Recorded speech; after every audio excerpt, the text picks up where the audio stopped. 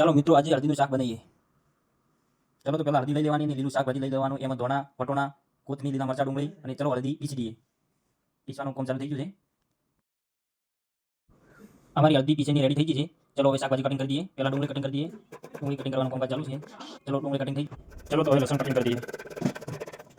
લસણ કટિંગ કરીને રેડી થઈ ગયું. આદુ કટિંગ કરી દઈએ. એના પછી કોથમીર કટિંગ કરી દઈએ. એટલે કે લીલા ધાણા.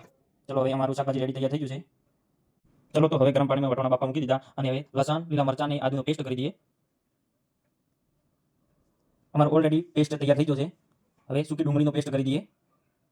પેસ્ટ કરીને કમ્પ્લીટ તૈયાર થઈ ગયો. હળદીનું શાકભાજી તૈયાર થઈ ગયું. ચલો તો ઘીમાં હળદી શેકી દઈએ.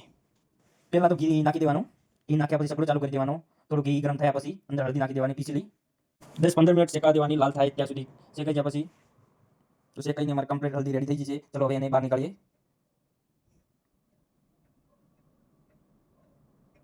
ઘી અંદર જ રાખવાનું ને તારીને બહાર કાઢી દેવાની હળદીને. તો અમારી હળદી શેકાઈને કમ્પ્લીટ થઈ ગઈ છે. હવે ચલો વઘાર કરી દઈએ.